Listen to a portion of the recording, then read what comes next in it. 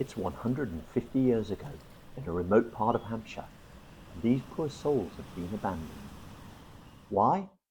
Well, it all centres on this quaint old cemetery on the beautiful south coast of England. Its history, and most puzzling of all, the disappearance of the church that once stood here.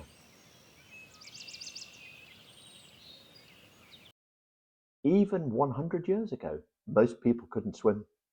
That meant being a sailor would be considered a dangerous occupation. Spending months at sea in treacherous waters and relying on your captain's navigational skills was risky business, even in daylight. So imagine at night. Also, this area was notorious for smuggling. The Isle of Wight was 2 miles away, so contraband would be brought over from Europe to the island, and then, under the cover of darkness, smuggled onto the English mainland. The waters off our coastline are littered with shipwreck. Many sailors, and of course smugglers, perished in these waters. So what happened to these hapless sailors that drowned? They would have been buried in cemeteries like this, close to the coast. Most of the graves here contain the local villagers, of course. But what is puzzling is how did the little churchyard in the little village in the New Forest lose its church? The graves are still here, and it's eerily quiet. It's clear to see the original footprint of the building. It wasn't particularly large, but then the surrounding area is farmland, so the congregation on a Sunday would have been quite small. This would have been a focal point for weddings, funerals, and of course regular worship. It actually appears in William the Conqueror's Doomsday Book. It's that old. But it was only 300 years ago that they started recording burials here. Before then, we really don't know who lies here. So what happened to the actual building? Was it razed to the ground by the king's men? No, it was Henry VIII that had a problem with the church. The monastery in Beaulieu suffered that fate, but ours is much, much later.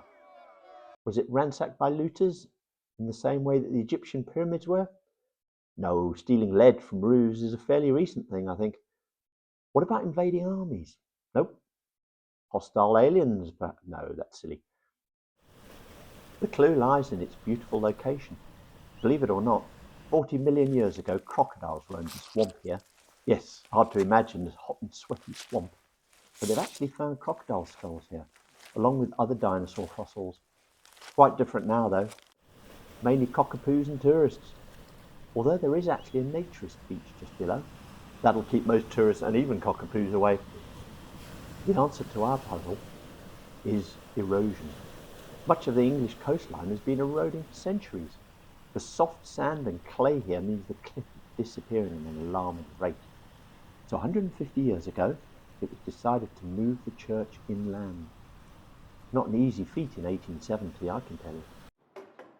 They took the building apart, brick by brick, and took it 2 miles up the road. The journey's through beautiful countryside with mainly farmland. Wait, this is 1870. That's better. Enough of that too. As I was saying, the journey through beautiful countryside with mainly farmland, with animals in the fields and crops are plentiful.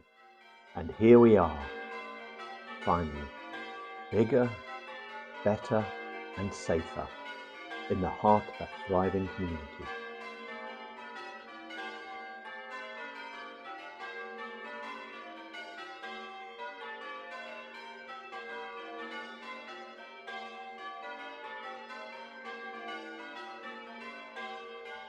And as for the old churchyard, the graves are still there, with a lovely view.